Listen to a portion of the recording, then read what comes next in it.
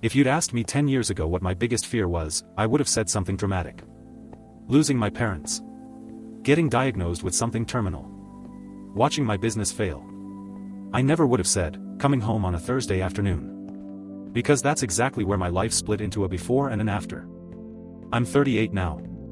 This happened a little over 5 years ago, and enough time has passed that I can tell the story without feeling sick halfway through it. Most people who know the ending assume it's a revenge story. They're only half right. The revenge wasn't something I planned. It was something I accidentally built while trying to survive. My ex-wife's name is Natalie. We met when we were 24. I was an estimator for a commercial construction company. She worked as an event coordinator for a hotel downtown. Our first date was terrible. Not because we didn't get along. Because neither of us had enough money. I suggested this little Italian place I'd heard good things about. Turns out it was considerably nicer than I realized. The moment the waiter handed us menus, I knew I was in trouble. I remember pretending to study the wine list while secretly calculating whether I had enough money in my checking account. Natalie noticed. She leaned over and whispered. "You don't have enough either." I looked up. "You noticed? You looked like someone trying to solve a murder." I laughed. "So, do we make a run for it?" She laughed so loudly that people looked over. "No. We're adults. We'll split one entree and pretend we're on a diet." That's exactly what we did. On the walk back to our car, she admitted she checked her banking app under the table. She had $38 until payday. I had 41. We joked that together we were financially unstoppable. Those early years were my favorite. Not because they were easy. Because everything felt like a team effort. We celebrated little victories. A better apartment. A used Honda with working air conditioning. Buying furniture that didn't come from Facebook Marketplace. We got married 3 years later in a botanical garden. Small ceremony. Close friends. Family. Nothing extravagant. Neither of us cared about expensive weddings. Or at least that's what I believed. Natalie had this incredible ability to make any room feel lighter. She remembered birthdays. Sent thank you cards. Baked cookies for neighbors she'd barely met. People naturally gravitated toward her. I was the opposite. Quiet. Reserved. Happy sitting on the porch with coffee while reading project drawings. She used to tease me. "If reincarnation is real, you're definitely coming back as somebody's grandfather. I already make dad noises when I stand up." "You absolutely do." "I'm 30. Exactly." She'd laugh and throw a pillow at me. Those little moments are what make betrayal confusing. Because when someone cheats, people tend to rewrite history. They assume the marriage must have always been miserable. Ours wasn't. It had problems. Every marriage does. But it also had 1,000 ordinary moments that felt completely real. Saturday morning pancakes. Road trips where she'd insist on controlling the music. Fighting over whether pineapple belonged on pizza. Watching thunderstorms from our back porch. You don't stop loving someone because of one bad day. Sometimes you keep loving them long after they've stopped loving you. About 6 years into our marriage, Natalie changed jobs. She became director of events for a rapidly growing luxury resort outside the city. The pay was significantly better. The clients were wealthier. The expectations were much higher. She loved it. I finally feel challenged. "I'm proud of you." "I know." She smiled. "But thank you." The resort hosted corporate retreats. Celebrity weddings. Charity galas. The kind of events that ended up in lifestyle magazines. For the first year, everything seemed fine. She worked longer hours. I picked up more around the house. Laundry. Groceries. Cooking. I honestly didn't mind. Construction estimating meant I usually got home before she did anyway. She thanked me constantly. Called me the world's hottest house husband. I told her not to spread that rumor because expectations would become impossible to meet. Looking back, the first real change wasn't emotional. It was social. Natalie started talking about people I'd never met. Executives. Professional athletes. Restaurant owners. Tech founders. People with vacation homes. Private clubs. Concierge doctors. It fascinated me. Mostly because it sounded so foreign.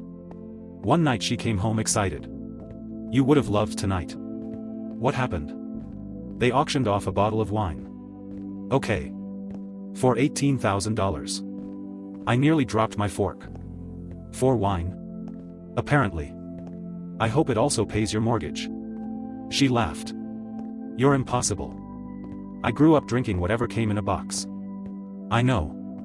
But it's kind of fun seeing how other people live. There was nothing wrong with that. Not really. Who wouldn't be curious? The problem wasn't that she met wealthy people. The problem was that comparison quietly moved into our marriage. At first, it was subtle. Did you know one couple spent more on flowers than we spent on our wedding? Then, the owner flew in a pianist from Italy. Eventually, I can't imagine what it must be like not worrying about money. I always answered the same way. I think everyone worries about something. She'd shrug. Maybe. One evening we attended a charity fundraiser hosted by the resort. Spouses were invited. I borrowed my brother's suit because mine no longer fit. Natalie looked incredible. Black dress. Hair up. Simple earrings she'd worn on our wedding day. She squeezed my hand before we walked in. Nervous? A little. You'll be fine. I don't know anybody. You know me. That was enough. Or so I thought. Inside, I quickly realized I was the least interesting person in almost every conversation. People asked what I did. Construction estimating. Polite nod. Conversation over. Then someone else would mention venture capital. Or international travel. Or buying another property. I spent more time near the dessert table than talking. Halfway through the evening, Natalie introduced me to one of the resort's biggest clients. This is Gavin. He looked to be around 45. Expensive suit. Perfect haircut. The kind of effortless confidence that comes from decades of getting what you want. Ethan. He shook my hand. Natalie's told me you're in construction. I estimate commercial projects. Important work. He actually seemed interested. We talked about historic buildings for almost 15 minutes. When he walked away, I turned to Natalie. He seems nice. She smiled. He is. That was all. Just. He is. Over the following months, Gavin's name came up more often. He booked another conference. Gavin donated $50,000 to the children's hospital. Gavin apparently climbed Kilimanjaro. I joked one evening. At this point I feel like we're friends. She laughed. You'd actually get along. I probably would. She smiled. I think so too. If there was a red flag, I completely missed it. Because nothing about her behavior felt inappropriate. She never hid her phone. Never acted secretive. Never lied about where she was. At least. Not yet. About a year later, I got promoted to senior estimator. It came with a decent raise. Nothing life-changing. But enough that I surprised Natalie with a weekend cabin rental. She hugged me. I'm so proud of you. I figured we could disappear for a couple of days. I'd love that. Then her face fell. Oh no. What? I completely forgot. What? I already promised work I'd help with a bridal showcase. When? That weekend. I tried not to sound disappointed. Oh. I'm sorry. It's okay. We'll go another time. She kissed my cheek. I promise. We never did. Something always came up. Another event. Another client. Another emergency. I kept telling myself we'd have time later. Around that same period, my younger sister, Emma, visited for dinner. Emma has never possessed the ability to keep opinions to herself. She watched Natalie answer 3 work emails during dinner. Then another while we were washing dishes. Finally, after Natalie went upstairs to shower, Emma looked at me. Can I ask something? Sure. Is she always working? Mostly. Doesn't that bother you? She's building her career. Emma frowned. I don't know. What? It feels like she's somewhere else. I laughed. You're imagining things. I hope I am. So did I. About 6 months later, my company landed the largest project in its history. A new regional hospital. The bonus alone was enough for us to finally renovate our kitchen. Natalie had wanted white cabinets since we'd bought the house. I couldn't wait to tell her. I got home early. Stopped for flowers. Picked up sushi from her favorite restaurant. The house was empty. No surprise there. She was probably working late. I put everything away. Then noticed something on the kitchen counter. A small gift bag. Inside was a men's watch. Definitely not my style. Along with a handwritten card. Thank you for making impossible events look effortless. Couldn't have done it without you. Gee. I smiled. Nice client. I even texted her. Found the gift. That's a generous thank you. Proud of you. She replied almost immediately. Haha, yeah. He's way too generous. Didn't think another thing about it. A week later, Mark invited me to watch the game. We'd been friends since high school. He'd also been divorced. His wife had left after 14 years. Not for another man. She simply decided she wasn't happy anymore. I asked him once whether that made it easier. He laughed. No. During halftime, he looked at me. Can I tell you something without you getting defensive? Depends. I've met Natalie twice this month. Okay. She didn't see me. So? She wasn't at the resort. I shrugged. People leave work. She was with a guy. My stomach tightened. What guy? I don't know. They looked. He stopped. I don't know. What? Comfortable. I laughed. Probably a client. Maybe. He didn't sound convinced. Neither was I. The next morning, I apologized to myself for even considering it. Natalie had never given me a reason not to trust her. She'd always been honest. Always.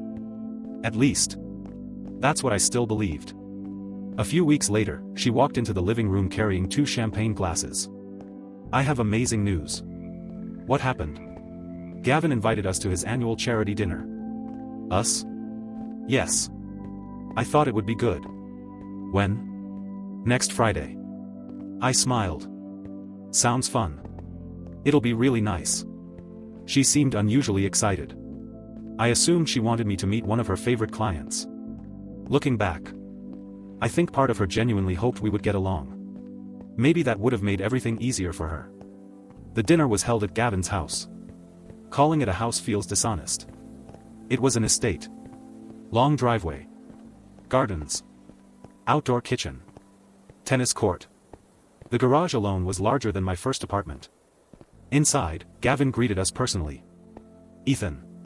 Glad you made it. Thanks for inviting us. He smiled warmly. Natalie disappeared almost immediately to help the catering staff. I spent most of the evening talking with other guests. Oddly enough, I actually enjoyed myself. Near the end of the night, I walked outside looking for Natalie. I found her in the garden. Talking with Gavin. Nothing inappropriate. Just talking. Then, he reached over. Brushed a strand of hair away from her face. She didn't move. Didn't pull back. Didn't seem surprised. It lasted maybe 2 seconds. Then they noticed me. Natalie stepped away immediately. There you are. Her smile looked forced. I was just saying goodbye. Gavin smiled too. You've got a wonderful wife. I nodded. I know. The drive home was quiet. Finally I asked. Has he always been that friendly? She looked out the window. He's European. What does that mean? They're more affectionate. I wasn't convinced. But I let it go. For another month. Then everything unraveled. It started with something unbelievably stupid. Laundry. Natalie hated doing laundry. I didn't mind it. Saturday morning I was emptying her jacket pockets before throwing everything into the washing machine. Lip balm. Receipts. Hotel key card. Not unusual. Until I looked closer. The hotel wasn't the resort. It was downtown. The receipt attached to it showed room service. Tuesday. 2 people. At 1:14 p.m. The same Tuesday she'd texted me. Back-to-back meetings all day. Wish me luck. Red heart. I stood there holding that little piece of paper. Trying to invent explanations. Maybe she'd met a client. Maybe the resort booked rooms there. Maybe. Then I looked at the receipt one more time. A bottle of champagne. Lunch for two. Chocolate-covered strawberries. I suddenly realized I was no longer looking for the truth. I was bargaining with it. I put everything back exactly as I'd found it. Folded the jacket. Finished the laundry. Made coffee. Sat on the porch. And waited for my wife to wake up. Because after 9 years together, I had one question. And somehow, I already knew I wasn't going to like the answer. I must have looked strange sitting on the porch that morning. Coffee getting cold. Hands wrapped around the mug even though I wasn't drinking it. Staring into the backyard like there was something important hidden in the fence. The hotel receipt sat folded neatly in my pocket. I hadn't decided what I was going to do with it. I only knew pretending I'd never seen it wasn't an option. Around 9:30, the back door slid open. Natalie stepped outside wearing one of my old college sweatshirts. She smiled. "There you are. I've been looking all over." I smiled back. "Couldn't sleep." She leaned over and kissed my forehead. "You okay? Can I ask you something?" "Sure. How was your meeting Tuesday?" She didn't hesitate. "Busy. Really busy." I nodded. "Where was it?" "At the resort." The lie came so naturally it almost impressed me. I reached into my pocket. Placed the folded receipt on the table. "I found this in your jacket." She looked at it. Didn't touch it. For a few seconds, neither of us spoke. Then she quietly asked, "You went through my pockets?" It was such an unexpected response that I actually laughed. "I emptied your laundry." "You always do." "I know." She stared at the receipt. Finally, she whispered, "I can explain." "No." I shook my head. "You can tell me the truth. They're different things." She sat down across from me. "I didn't want you to find out like this." My stomach sank. Not because she admitted anything. Because she'd said, "Find out." Not misunderstand. Not jump to conclusions. Find out. How long? She covered her face with both hands. "A few months." I closed my eyes. "That's not an answer." She looked up. 7 months. 7 months. 7 months of birthdays. Family dinners. Weekend grocery trips. Movie nights. Conversations about repainting the living room. All while she was living another life. Who knows? What? About us? No one. What about him? She nodded. He knows. Does his family? Her silence answered before she did. He isn't married. At least there was that. One less person being destroyed. Do you love him? The question escaped before I could stop it. Natalie cried immediately. I don't know. I almost smiled. People think "I don't know" sounds compassionate. It doesn't. It means you've already stopped choosing. I think you do. She shook her head frantically. It wasn't supposed to happen. I stood. Nothing ever is. She grabbed my hand. Ethan. I made a mistake. I looked down at her. A mistake is putting diesel in a gasoline car. This was 7 months of decisions. She let go. I never wanted to hurt you. I laughed quietly. I believe that. She looked hopeful. But you wanted what you wanted more than you cared about what it would do to me. The hope disappeared. I walked inside. Packed a duffel bag. Called Mark. His only response was, "I'll put coffee on." I stayed with Mark for almost 3 weeks. Not because I didn't own a house. Because I couldn't bear sleeping in it. Every room reminded me of something. The hallway where we'd danced after installing hardwood floors ourselves. The kitchen we'd spent months planning. The spare bedroom we'd once talked about turning into a nursery. Grief has a strange way of turning ordinary objects into emotional landmines. Natalie called constantly. The first week, I ignored every call. The second week, I finally answered. I've started therapy. I'm glad. I ended things with Gavin. I closed my eyes. That doesn't change anything. I know. I just wanted you to know. She sounded genuinely devastated. But there was a difference between regret and repair. One acknowledges damage. The other fixes it. Some things can't be fixed. She asked if I'd meet her. Against Mark's advice, I agreed. We met at a quiet cafe halfway across town. The moment she saw me, she burst into tears. People looked over. I hated scenes. Always had. She apologized. Again. And again. Then she said something I hadn't expected. I think I was addicted. I frowned. To what? The excitement. She wiped her eyes. I spent every day surrounded by people with these unbelievable lives. They traveled constantly. They bought whatever they wanted. They never seemed stressed. Gavin made everything feel. She searched for the word. Bigger. And you? She looked at me. You made everything feel safe. I nodded slowly. And eventually safe started feeling boring. She started crying again. I hate admitting that. I'm sure you do. I didn't realize how much I valued what we had until I risked losing it.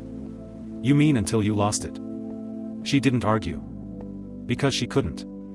The divorce wasn't ugly. Which somehow made it sadder. We divided everything fairly.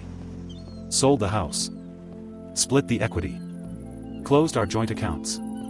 The judge signed the paperwork in less than 15 minutes. 9 years together. 15 minutes to legally erase it. As we walked out of the courthouse, Natalie stopped me. I'll always love you. I looked at her. No. She frowned. You'll always love the version of me you thought would wait forever. She opened her mouth. Then closed it. We walked in opposite directions. For almost a year, I disappeared. Not literally. I still went to work. Still met deadlines. Still paid bills. But outside of that, I stopped existing. I ignored invitations. Deleted social media. Spent weekends hiking alone. I didn't want revenge. I wanted silence. Mark refused to let me isolate completely. Every Thursday, without fail, he'd show up carrying takeout. Didn't matter whether I answered my phone. He'd knock. Eventually I'd let him in. One night he looked around my apartment. You know what? What? You're surviving. I don't want to survive. I know. But it's better than quitting. About 18 months after the divorce, an opportunity landed on my desk. My company had been considering opening a small estimating consultancy alongside our construction division. The owner asked if I'd be interested in running it. It meant longer hours. More responsibility. A percentage of profits. I almost declined. Then Mark asked one question. If you say no, are you protecting your peace? Or protecting your fear? That one hurt. Because I knew the answer. I accepted. The first year was brutal. 12-hour days. Hiring staff. Learning how to manage people instead of projects. We made mistakes. Lost clients. Won others. Slowly. The business developed a reputation. Not for being the biggest. For being the most reliable. 3 years later, we were operating in 4 states. The original owner retired. He offered to sell me the company. It terrified me. I bought it anyway. Success felt quieter than I'd imagined. No dramatic movie soundtrack. No sudden happiness. Just fewer financial worries. Better sleep. The freedom to say no to bad clients. I bought a modest house with a workshop. Paid off my parents' remaining mortgage. Took Mark and his kids to Disney because he'd spent years helping me when I had nothing left to give. That trip remains one of my favorite purchases. Not because of the money. Because of the memories. I didn't hear anything about Natalie for almost 3 years. Then Emma called. You'll never guess who I ran into. I probably won't. Natalie. Oh. There was a pause. She looks. Emma searched for the words. Different. How? Sadder. Apparently Gavin hadn't left his wife. Because he'd never had one. Instead, he'd simply left Natalie. For someone younger. Someone from another resort. Emma sounded angry. I wanted to say something. What stopped you? She looked like she'd already heard everything life was trying to tell her. I didn't know how to respond. Eventually I said. I hope she's okay. Emma laughed. You're a better person than me. No. I was just tired. Another year passed. My company acquired a struggling project management firm. Most employees accepted positions with us. A few chose to leave. HR sent me the onboarding list the night before orientation. I skimmed it absent-mindedly. Then froze. Natalie Harper. I stared at the screen. There couldn't be that many Natalie Harpers. Still. Maybe it wasn't her. Maybe she'd remarried. Maybe. The next morning answered that question. I walked into the conference room to welcome our new employees. About 30 people looked back at me. Near the second row. Natalie. She looked older. Not dramatically. Just. Life had happened. She looked up. Saw me. Her eyes widened. For a second I honestly thought she might stand up and leave. Instead she simply stared. Completely motionless. I smiled politely. Good morning, everyone. Then started the presentation. I didn't acknowledge her. Didn't embarrass her. Didn't mention our past. She deserved professionalism. Nothing more. After orientation, my operations director knocked on my office door. One of the new coordinators wants to speak with you. I know. What should I tell her? That if she has work questions. She asks her manager. And if she has personal questions? There aren't any. Weeks became months. Natalie quietly did her job. Apparently quite well. Her manager consistently praised her work. She never asked for favors. Never tried using our history. Never cornered me. Occasionally we'd pass in the hallway. Morning. Morning. Nothing else. Oddly. That helped. It reminded me we'd become strangers. About 6 months later, I found a handwritten envelope on my desk. No name. Inside was one page. Ethan. I know I have no right to interrupt your life. I won't do it again after this. I spent years blaming Gavin. Then blaming stress. Then blaming work. Eventually I ran out of people to blame. The truth is simpler. I betrayed the one person who had never betrayed me. You once asked if I loved him. I said I didn't know. I know now. I didn't. I loved the version of myself I became around him. Confident. Exciting. Important. I confused that feeling with love.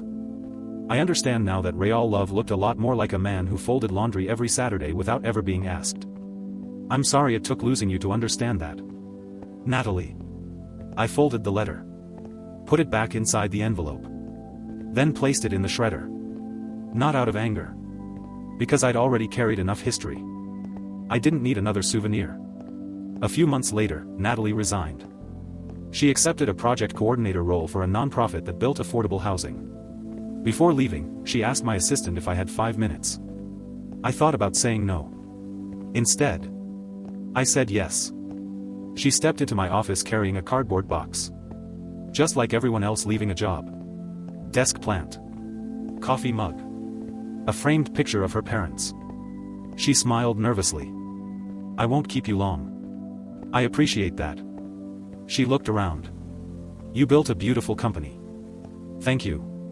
You always wanted to build something that lasted. I smiled. I guess I did. There was a long silence. Finally she asked. Can I ask one selfish question? You can ask. I don't know if I'll answer. She laughed softly. Fair enough. She took a breath.